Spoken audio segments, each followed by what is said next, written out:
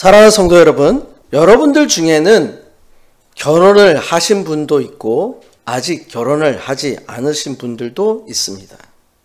결혼식을 통해서 한 남자와 한 여자가 하나님과 사람 앞에서 혼인을 하게 되어 새로운 가족이 성립됩니다. 특별히 결혼을 한 날을 기념하는 날을 결혼기념일이라고 합니다. 결혼기념일은 매년 부부가 기념하고 축하하는 것이 문화라고 할 수 있습니다. 부부가 배우자의 생일과 함께 꼭 챙겨야 할 기념일입니다. 어떤 부부는 부부 중 한쪽이 결혼 기념일을 지나가서 부부싸움을 하는 확률을 높이기도 합니다. 이런 결혼 기념일 중에 특별히 25주년과 50주년을 기념하여 특별한 결혼 기념일을 지키기도 합니다.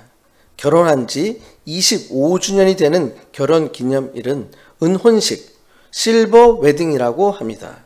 부부가 25년 동안 같이 살면서 성장한 자녀들과 친척, 제자, 후배들을 초대하여 축하연을 베풀고 선물을 드리며 부모님의 결혼을 축하하는 날이라고 할 수 있습니다. 은혼식에서는 선물을 주로 은으로 하는 관습이 있기도 합니다. 요즘은 선물보다는 신혼여행을 가는 것처럼 여행을 가기도 합니다. 결혼을 한 지 50주년이 되는 결혼기념일을 금혼식, 골든 웨딩이라고 합니다. 부부가 50년을 같이 살았습니다. 보통 결혼을 30여 살에 한다면 80살이 되어야 50주년이 됩니다. 그렇기 때문에 금혼식은 매우 쉽지 않습니다. 부부 중 한 분이 먼저 세상을 떠나면 금혼식을 할 수 없습니다. 금혼식을 위해서 부부가 늘 건강하게 오래 사는 것은 매우 중요합니다. 이런 부부의 경우 자식들도 40대가 되고 대부분의 경우 손자와 손녀들이 있게 됩니다. 특별히 금혼식에서는 금으로 된 선물을 주고받기도 합니다. 이처럼 부부가 함께 오래 같이 살면서 일을 하고 가정을 지키는 것은 매우 쉽지 않고 어려운 일입니다. 직장 생활도 마찬가지입니다. 처음 직장을 어떤 종류의 일을 하느냐에 따라 사람의 인생이 바뀌게 되기도 합니다. 저도 그런 것 같습니다. 저는 저의 인생을 볼 때 3단계의 인생의 큰 변화가 있는 것 같습니다. 먼저 제가 태어나고 자란 한국에서 공부하고 나 자신의 명예와 지위와 돈을 위해서 사업을 하며 나름대로 열심히 살았던 자신을 위한 인생의 1단계 시기가 있었습니다. 인생에 있어서 죽을 수 있었던 교통사고와 함께 하나님께서 찾아오시고 다시 기억하게 하시고 미국이라는 새로운 땅으로 보내시고 이곳에서 비즈니스맨이 아닌 신학과 교육 성경학을 공부하게 하시고 교수로서 목사로서 새로운 삶을 터닝하게 하시고 준비시켰던 2단계의 시기, 그리고 죽을 것 같은데 죽지 않고 포기해야 하는데 포기하지 않게 되고 주저앉고 싶은데 주저앉지 못하는 하나님의 적극적인 도움과 적극적인 인도하심을 경험하는 새로운 도전과 새로운 길을 열고 계시는 것 같지만 때로는 보이지 않는 3단계 시기를 시작하고 있습니다. 여러분의 인생은 어떠신가요? 하나님께서 계신가요? 하나님께서 외면하고 계신가요? 하나님께서 그냥 보고만 계신가요? 하나님께서 오셔서 만져주고 계신가요? 오늘 함께 읽은 사도행전 18장의 말씀은 좀 특별합니다. 사도 바울의 삶에 있어서 정체성을 보여주고 있습니다. 사도 바울이 마치 부부는 아니지만 믿음의 동력자와 함께 살면서 일을 하였다고 기록하고 있습니다. 오늘 말씀의 제목은 침묵하지 말고 말하라입니다. 오늘 말씀을 통해서 사도 바울의 삶을 통해서 오늘 사는 그리스도인들의 삶에서 배우게 되는 하나님의 메시지를 함께 살펴보고자 합니다. 첫 번째로 사도 바울의 삶을 통해서 오늘을 사는 그리스도인들에게 주시는 메시지는 함께 살며 일을 합니다입니다. 부부가 함께 사는 것은 때로는 쉽지 않은 경우가 많습니다. 저도 참 어려운 경우들이 많았습니다. 저는 비교적 생각과 행동이 집중적이고 논리적인 편입니다. 그래서 모든 일을 할 때 시간표를 만들고 일을 배정하고 스케줄을 체크하고 일정에 따라 움직이는 편입니다.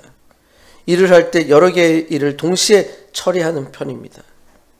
그에 반해 저희 아내는 특정한 사건이나 주제가 정해지면 그 일이 하나에 집중해서 그 일을 마쳐야 그 다음 일을 할 수 있습니다. 참 다릅니다. 그렇기 때문에 때때로 한 가지 사건이나 일에 대해서 보는 시각이 매우 다르기도 합니다. 그런데 오늘 사도 바울은 함께 살면서 일을 하였다고 기록되어 있습니다. 먼저 사도행전 18장 1절입니다. 그 후에 바울이 아덴을 떠나 고린도에 이르러. 사도 바울이 그리스 아테네를 떠나서 고린도라는 지역에 오게 됩니다. 고린도 지역은 북쪽으로 중부 그리스, 남쪽으로는 펠로폰네우스를 연결시키는 고원 위에 위치하고 있습니다. 그리스는 동과 서쪽에 두 개의 항구가 있는 전략 요충지입니다. 고린도는 기원전 8세기에 크게 번성을 하였습니다. 기원전 6에서 7세기경에 절정을 달하였습니다. 그러나 기원전 146년 고린도는 로마의 장군 무비우스에 의해서 완전히 파괴되었습니다. 주민들은 노예로 팔려갔습니다. 기원전 46년 로마 황제 시저에 의해서 고린도는 다시 재건되었습니다. 기원전 44년 로마의 식민지가 되었습니다. 기원전 27년에는 로마의 아가야 행정구역의 수도가 되었습니다. 고린도의 주민들은 대개 헬라인, 이탈리아 출신의 자유민, 로마의 퇴역 장군, 상인, 정부 관리 등 여러 분류의 사람들로 구성되어 있습니다. 고린도는 육상 및 해상 무역로가 집중되어 상업적으로 유리한 위치에 있었으므로 경제적으로 많은 부를 축적할 수 있었습니다. 사람들은 경제적 풍요로운 생활을 하였고 이러한 윤택한 삶은 고린도 주민들의 윤리적, 도덕적 타락의 원인이 되기도 했습니다.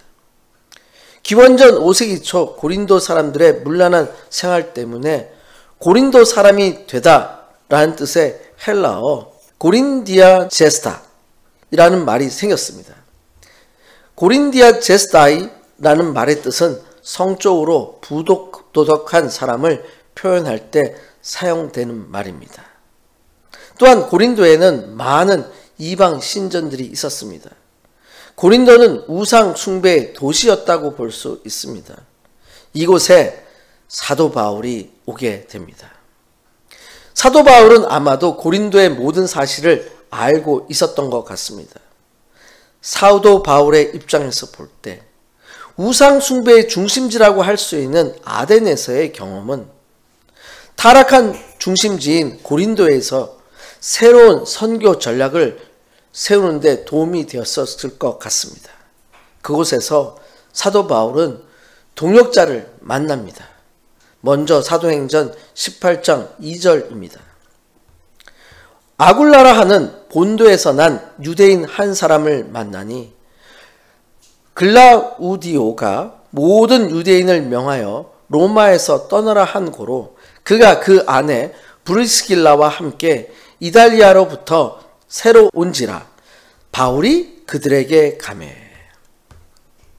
사도 바울이 만나게 되는 사람들에 대해서 매우 자세하게 기록되어 있습니다. 아굴라와 브리스길라 부부가 기록되어 있습니다. 아굴라의 출생지가 본도 폰터스입니다. 본도 폰터스는 소아시아 북부 지역에 위치하고 있습니다. 아굴라라는 이름은 로마식 이름입니다. 로마의 기사나 호민관들 중에서 아굴라라는 이름을 가진 사람들이 많았습니다. 전해지는 자료에 의하면 아굴라는 유대인 노예였다가 후에 로마에서 자유민이 되었습니다. 이후에 로마의 시민권을 가진 브리스가 가문의 유대인 여자와 결혼했을 거라고 추정되고 있습니다. 브리스길라는 브리스가의 애칭입니다. 자료에 의하면 아굴라에게는 기술이 있었다고 합니다. 브리스길라에게는 돈과 연줄이 있었다고 합니다. 그래서 아굴라와 브리스길라 부부는 공동으로 천막 제조와 가죽 수공 회사를 소유했습니다. 이 회사의 지점이 로마와 고린도, 에베소에 있었다고 합니다. 특별히 아굴라와 브리스길라 부부는 가장 헌신적인 바울의 동역자들이었습니다. 이 아굴라와 브리스길라 부부가 로마를 떠나서 고린도에 온 것은 글라우디오의 유대인 추방령 때문입니다. 당시 기록에 의하면 서기 49년 글라우디오 황제의 칠력의 원인이 유대인 폭동과 관련이 있다고 봅니다. 글라우디오 황제는 로마의 제4대 황제로 AD 기원 후 서기 41년부터 54년까지 13년간을 통치했습니다. 글라우디오 황제의 본명은 티베리우스, 클라우디우스, 카이사르, 아우구스투스, 게르마니쿠스라고 합니다. 좀 길죠? 성경은 이 황제에 대해서 두 가지 사실을 기억하고 있습니다. 사도행전 11장 28절에서 아가보라는 선지자가 성령으로 전하에 큰 흉년이 들리라 했는데 글라우디오 때에 그렇게 되니라 라는 말씀이 있습니다. 실제로 이 흉년은 서기 45년부터 48년에 있었고 안디옥 교회는 예루살렘 교회를 돕기 위해 헌금을 하였습니다. 또 하나는 오늘 우리가 읽은 사도행전 18장 2절입니다. 글라우디오가 모든 유대인들을 명하여 로마에서 떠나라 하였다라는 것입니다. 글라우디오 황제도 전임 황제들과 마찬가지로 제국 내에 소수 민족들에게 일정 정도의 자유를 허락하는 포용 정책을 사용하였습니다. 로마 제국 내에서 전통 유대인들은 비교적 자유를 누렸습니다. 즉 신앙과 관습에 유지하는데 거의 애로가 없었습니다. 그러나 기독교가 전파되면서 상황이 달라지기 시작했습니다.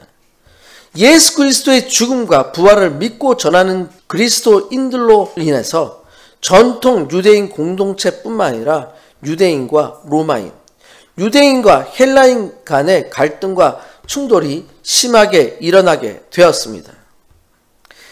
아마도 처음에는 이러한 충돌들은 자제할 것을 권했던 것 같습니다. 그러나 나중에 이러한 충돌로 인해서 추방 명령을 내리게 된 것으로 추정할 수 있습니다. 자료에 의하면 이 추방령은 크레스투스에 의해 촉발된 유대인들의 계속되는 소란 때문이다 라고 기록되어 있습니다. 아마도 크레스투스는 크리스토투스, 기독교라는 것을 알 수 있습니다. 이 추방령에 의해 로마를 떠난 사람이 약 2만 5천 명이었다고 전해지고 있습니다. 이 2만 5천 명 중에 아굴라와 브리스길라 부부도 포함되어 있었던 것으로 봅니다. 아굴라와 브리스길라는 이미 고린도에 오기 전에 그리스도를 믿은 것으로 추정합니다. 아굴라와 브리스길라는 사업을 하는 회사에 사도 바울이 가게 됩니다. 사도행전 18장 3절입니다. 생업이 같으므로 함께 살며 일을 하니 그 생업은 천막을 만드는 것이더라. 사도 바울과 생업이 같다고 기록되어 있습니다. 크고 번창한 도시인 고린도이지만 사도 바울의 입장에서 볼 때 아무도 아는 사람이 없었던 것 같습니다. 새로운 지역에 전도 사역을 수행하기 위해서 먹고 자는 생계의 문제는 매우 현실적이고 반드시 해결해야 하는 일입니다. 여러분들이 아시는 것처럼 사도 바울은 전도 여행 중에 천막 만드는 일을 하면서 생활비를 충당했습니다. 그래서 비즈니스 선교의 관점에서 볼 때 사도 바울은 텐트 메이커라고 해서 바이보케이셔널 프로페셔널의 대표적인 예라고 할 수 있습니다. 이것은 사도 바울의 자신의 출생지인 길리기아 다소 지역에서 염소의 가죽과 기타 가죽들을 상당히 생산되었다는 사실을 기초로 합니다. 당시 유대인들의 관습은 후손에게 전통이나 유산을 물려줄 뿐만 아니라 기술을 한 가지씩 가르쳐 주어 차후의 생계 유지에 보탬이 되게 하였습니다. 그래서 사도 바울도 이러한 천막 만드는 것과 관련된 기술을 익혀서 가지고 있었다고 볼 수 있습니다. 사도 바울은 처음 방문한 고린도에서 자신의 천막 기술을 제공하고요, 경제적 측면을 충당하기 위해서 천막을 만드는 사람이나 가죽 기술자를 만날 수 있는 곳을 찾았고 아굴라와 브리스길라가 운영하는 사업체를 가게 된 것입니다. 그렇기 때문에 그 회사에서 함께 생활하면서 일을 하게 된 것입니다. 사랑하는 성도 여러분, 모든 그리스도인들은 복음 전파를 위한 사명을 가지고 있습니다. 그러나 생활을 위한 경제적인 뒷받침이 필요합니다. 당장 먹고 사는 것이 힘들면 전도할 수 없습니다. 선교할 수 없습니다. 사도 바울처럼 여러분의 삶에서 아굴라와 브리스길라가 운영하는 사업처에서 함께 살면서 일하시길 축원드립니다. 여러분들이 직접 아굴라와 브리스길라가 운영하는 사업체를 운영하시길 축원드립니다. 그러면 여러분들을 통해서 하나님께서 하나님의 선교를 하실 수 있습니다. 삶의 목적이 전도와 선교입니다. 전도와 선교를 위해서 여러분의 삶에서 모든 경제적인 필요가 채워주시길 간절히 축원드립니다. 두 번째로 사도 바울을 통해서 배우게 되는 메시지는 피가 너희 머리로 돌아가라입니다. 상당히 과격한 단어를 사용하고 있습니다.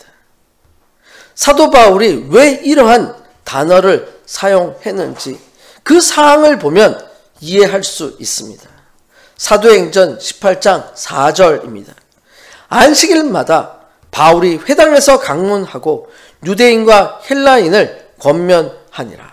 사도 바울은 주중에는 열심히 생업인 천막 만드는 일을 한 것 같습니다. 안식일은 유대인들이 회당에 모이기 때문에 사도 바울도 회당에 가서 강론을 하였습니다.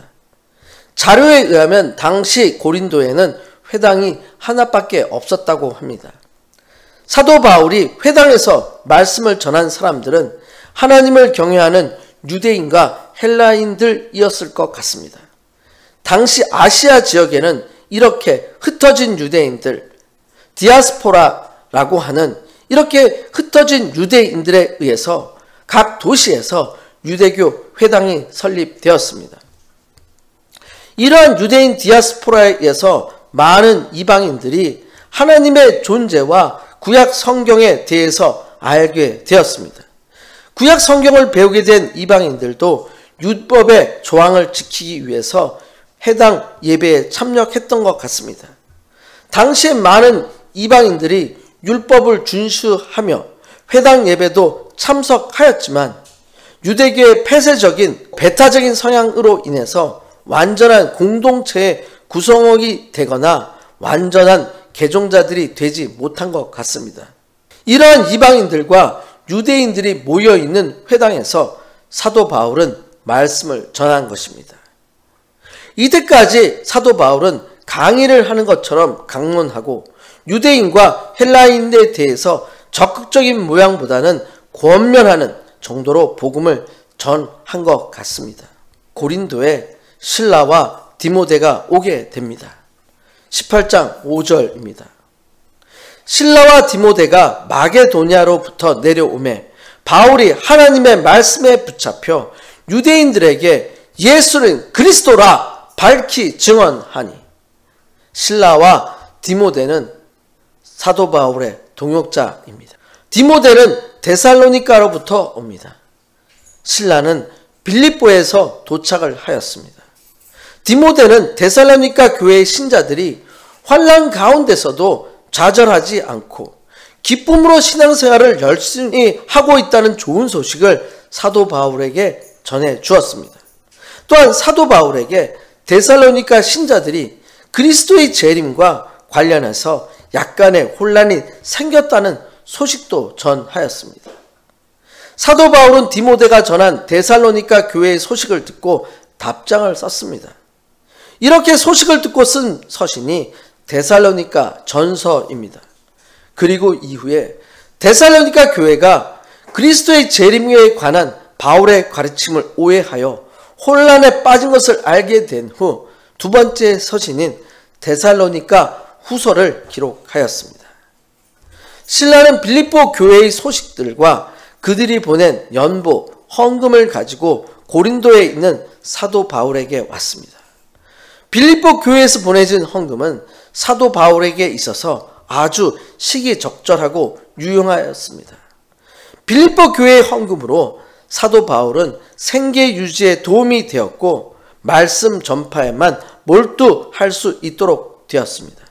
그렇기 때문에 바울이 하나님의 말씀에 붙잡혀 유대인들에게 예수는 그리스도라 밝히 증언하니라고 기록되어 있습니다. 말씀에 붙잡혔다는 것은 실라와 디모데가 온 후 사도 바울은 안식일 회당에서 전한 것뿐이 아니라 다양한 곳에서 전하였다고 볼 수 있습니다. 사도 바울은 그동안에 천방 만드는 일에서 벗어나 말씀 준비에 몰두한 것 같습니다. 준비된 말씀을 전하는데 전력 투구를 한 것입니다. 그렇기 때문에 사도 바울의 적극적인 복음 전파는 유대인들의 대적과 비방을 받게 됩니다. 18장 6절입니다. 그들이 대적하여 비방하거늘 바울이 옷을 털면서 이르되 너희 피가 너희 머리로 돌아갈 것이요 나는 깨끗하니라. 이후에는 이방인에게로 가리라 하고 그들이 대적을 합니다. 그들이 비방을 합니다. 대적을 하는 것은 회방을 하는 것입니다.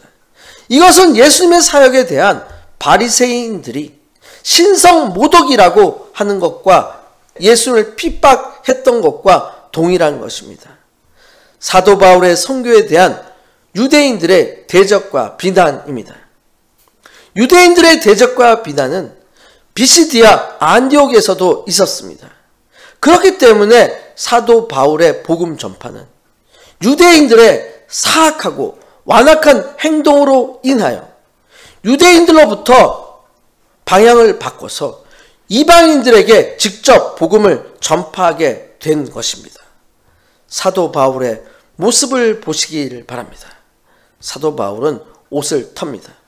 성경에서 옷을 턴다는 것은 엄숙한 맹세 혹은 저주의 행동이라고 할 수 있습니다. 사도 바울이 옷에서 먼지를 터는 모습은 이미 비시디아 안디옥에서 그의 발에서 먼지를 털었습니다. 사도 바울이 이렇게 옷에서 먼지를 떠는 행동은 예수님께서 12제자와 70인의 전도대를 파송하면서 그들을 영접하지 않은 자들을 향해 발에서 먼지를 떨어버리라고 말씀하신 것과 비슷합니다. 이렇게 발에서 옷에서 먼지를 떠는 것은 초대교회 당시 유대인들이 이방인들의 마을에 들어갔다 나오면 습관적으로 발에 먼지를 떨어버린 모습과 관계가 있습니다. 유대인들이 발에 먼지를 떠는 것은 부정한 것을 거룩한 곳인 자신들의 땅에 묻혀 들여오지 않으려는 태도에서 취해진 행동입니다. 즉 종교적으로 이방인들의 영향력을 떨어버림과 유대인 자신들이 이방인과 아무 관계가 없다는 것을 나타내는 행동이라고 할 수 있습니다. 사도 바울은 이제 외칩니다. 너희 피가 너희 머리로 돌아갈 것이요 나는 깨끗하니라. 이후에는 이방인에게로 가리라. 사도 바울은 유대인들의 습관과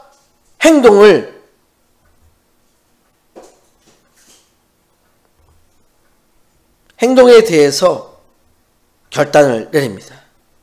복음을 받아들이지 않는 자들은 구원의 복음과 무관하다는 사실을 그들의 방법대로 보여주는 것입니다.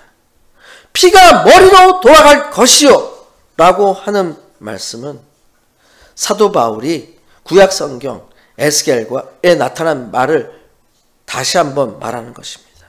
또한 이것은 유대인들이 예수 그리스도를 십자가에 달리게 하기 위해서 예수의 피에 대한 책임을 지겠다고 장담하면서 사용했던 말이기도 합니다. 이것은 단순한 저주나 악담이 아닙니다. 이것은 살인자가 죽은 사람의 생명에 대한 책임이 있다는 것을 말하는 것입니다. 죽음의 책임이 있기 때문에 하나님께서 반드시 심판하실 거라는 뜻을 가지고 있습니다. 그렇기 때문에 사도 바울은 최선을 다해서 생명을 다해서 복음의 생명의 말씀을 유대인들에게 전파한 것입니다. 그러나 유대인들은 끝까지 거부하였습니다. 복음을 받아들이지 못한 유대인들의 영적 생명에 대한 책임은 그들 스스로에게 있다는 것을 명확히 설명하는 행위라고 할 수 있습니다. 복음을 받아들이지 않는 유대인들은 스스로 자멸하게 되는 것입니다. 사랑하는 성도 여러분, 여러분의 삶에서 최선을 다해서 생활과 사역을 하시길 바랍니다. 그러나 복음을 받아들이지 않는 유대인들이 있다는 것을 아셔야 합니다. 더 나아가 대적과 비난을 한다는 것을 아셔야 합니다. 그러나 사도 바울처럼 담대하시길 축원드립니다. 최선을 다하시길 축원드립니다. 그렇게 해도 안 되면 피가 너희 머리로 돌아가리라 라고 선언하시길 바랍니다. 여러분의 삶이 사도 바울과 같은 삶이 되시길 간절히 축원드립니다. 세 번째로 사도 바울의 고린도 사역을 통해서 배우게 되는 하나님의 메시지는 두려워하지 말며 침묵하지 말고 말하라입니다. 사도 바울은 고린도에서 매우 힘든 사역을 한 것 같습니다. 그러나 포기하지 않은 것 같습니다. 아마도 회당에서 문제가 생겨서 자리를 이동한 것 같습니다. 사도행전 18장 7절입니다. 거기서 옮겨 하나님을 경외하는 디도 유스도라는 사람의 집에 들어가니 그 집은 회당 옆이라. 사도 바울이 대적과 비방을 하는 유대인들에게 결별을 선언하였습니다. 그리고 찾은 곳이 디도 유스도의 집입니다. 디도는 로마식 이름입니다. 아마도 디도 유스도는 로마 시민인 것 같습니다. 디도 유스도는 기원전 44년 로마 황제 가이사가 고린도를 재건했을 때 이곳에 정착했던 로마인 가정에서 태어났을 것으로 추정합니다. 결별을 선언한 회당 옆에 있는 디도 유스도의 집은 이제 사도 바울의 고린도 전도 사역의 새 장소가 되었습니다. 군대로 이야기한다면 주 사령부가 된 것입니다.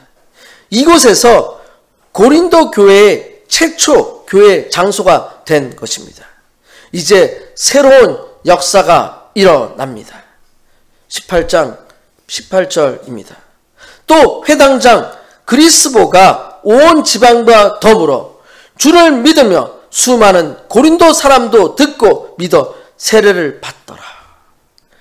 회당장 그리스보가 온 지방과 더불어 주를 믿습니다. 회당장, 시나고구 룰러는 회당을 관리하는 사람입니다. 회당에 따라 회당장이 한 명 혹은 여러 명이 있는 경우도 있었습니다. 회당장은 예배를 주관하고 기도를 하고 율법서와 선지서를 읽고 설교를 할 사람을 택하는 일을 하였습니다. 이러한 중요한 역할을 하는 회당장인 그리스도가 그리스도를 믿고 세례를 받습니다. 이것은 고린도 유대인 사회에 큰 충격이라고 할 수 있습니다. 회당장 그리스도를 믿고 세례를 받는 복음의 선교는 고린도에서 사도 바울의 선교에 있어서 큰 활력소가 되었습니다. 이제 많은 고린도 사람들에 대한 전도가 이루어집니다. 수많은 고린도 사람도 듣고 믿어 세례를 받게 됩니다. 이 당시 복음을 전해 들은 대부분의 사람들은 헬라인들과 로마인들로 추정합니다. 당시 고린도에는 로마의 식민지로 많은 로마인들이 고린도에 거주했고 많은 헬라인들도 무역과 사업 등의 경제적인 활동을 위해 고린도에 많이 드나들었습니다. 사도 바울은 이들에게 열심히 복음을 전했습니다. 그들로부터 많은 결실을 거두었습니다.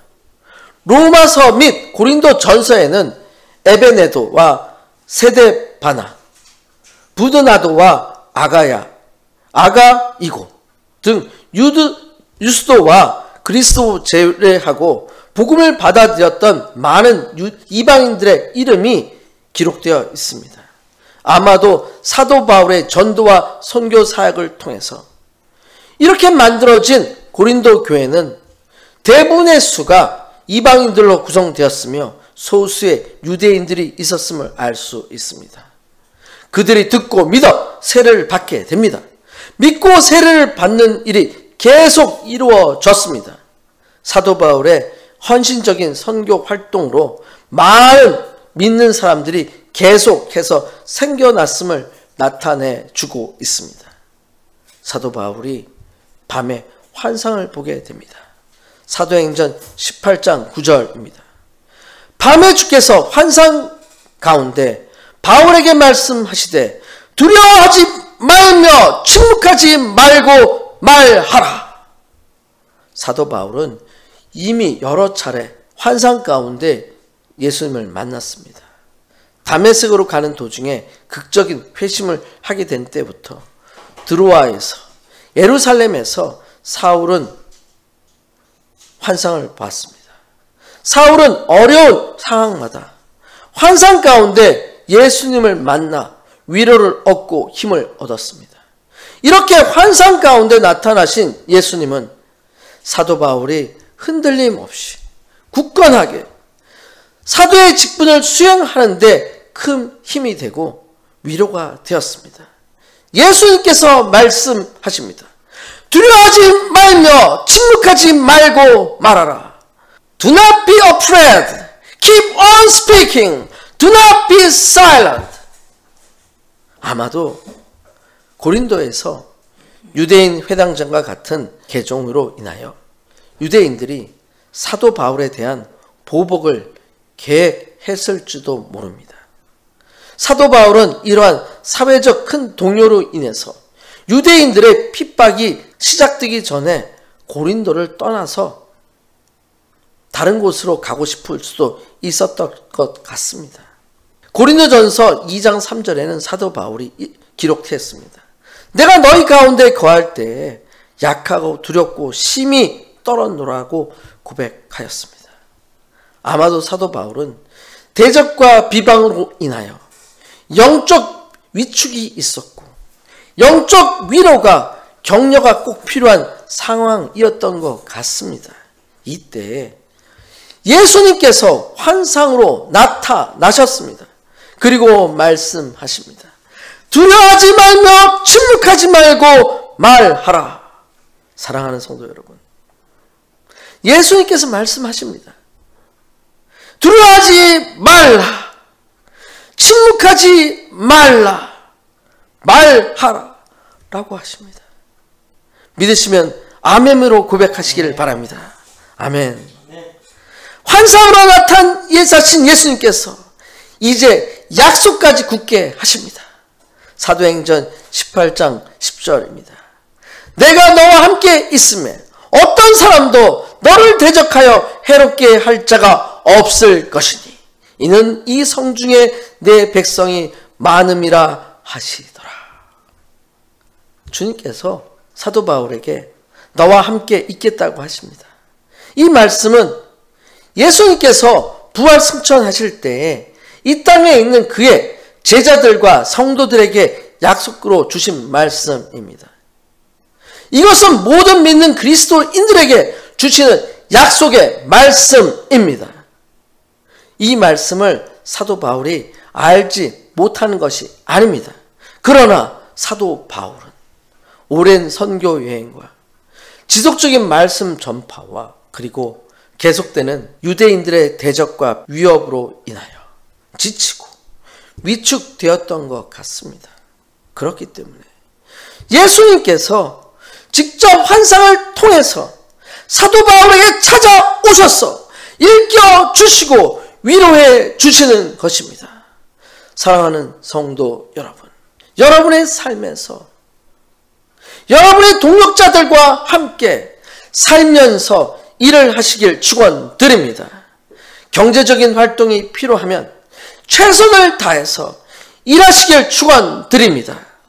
사도 바울이 안식일의 강론과 변론을 한 것처럼 환경에 맞게 하실 수 있는 최선의 전도와 선교를 하시길 축원드립니다. 때로는 대적과 비난이 있을 것을 기억하시길 바랍니다. 대적과 비난이 있어도 전도와 선교를 해야 합니다. 최선을 다했는데도 듣지 않으면 먼지를 터시길 바랍니다. 그러면 새로운 사역이 시작됩니다. 사도 바울에게 환상으로 나타나셨던 주님을 만나시길 간절히 축원드립니다. 예수 그리스도의 위로가, 예수님 그리스도의 격려가 여러분의 삶에 있으시길 축원드립니다. 절대로 두려워하지 마시길 축원드립니다. 두려워서 침묵하지 마시길 바랍니다. 일어나셔서 말하시길 축원드립니다. 예수 그리스도께서 여러분의 삶의 보호자여 유세여 구원자가 되시길 간절히 축원드립니다. 아멘. 이 시간 함께 통성으로 기도하시겠습니다. 오늘 말씀을 통해서 나의 삶에 함께 살며 일을 하는 신실한 동역자들을 허락해 달라고 기도하시길 바랍니다. 나의 환경에서 최선을 다해 전도와 선교할 수 있게 해달라고 기도하시길 바랍니다. 유대인들의 대적과 비난과 핍박이 있더라도 이기게 해달라고 기도하시길 바랍니다. 최선을 다했는데도 그렇게 안 되면 먼지를 턴 것처럼 털게 해달라고 기도하시길 바랍니다. 먼지를 털면 새로운 사역과 길을 열어달라고 기도하시길 바랍니다.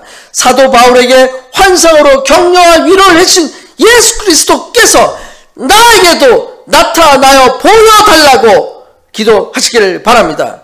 예수 그리스도의 보호하심이 나의 삶에도 있게 해달라고 기도하시길 바랍니다.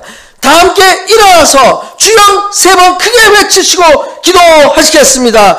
주여 주여 주여 이 시간 함께 기도합니다. 저희들로 하여금 저희들의 삶과 저희들의 사역에서 함께 살면서 협력할 수 있는 동역자를 허락하여 주시옵소서.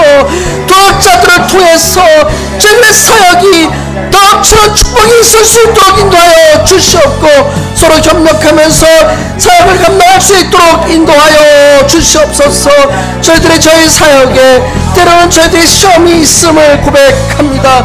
대적과 비난이 있음을 고백합니다. 저희가 털어버리겠습니다. 저에게 새로운 길을 허락하여 주시옵소서. 음성을 듣겠습니다. 주에게 두려워 말라, 잠자있지 말라, 말하라고 얘기하시는 예수 그리스도의 말씀을 듣겠습니다. 우리에게 담대하게 전할 수 있는 삶을 허락하여 주시옵소서.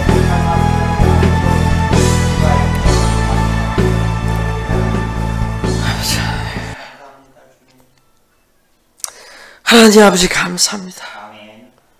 오늘 말씀을 통해서 사도 바울에게 환상으로 나타나신 예수 그리스도께서 저희들의 삶에 오시길 간절히 간구합니다. 우리들의 삶에서 때로는 어려움과 힘듦과 낙심이 있음을 이 시간 고백합니다.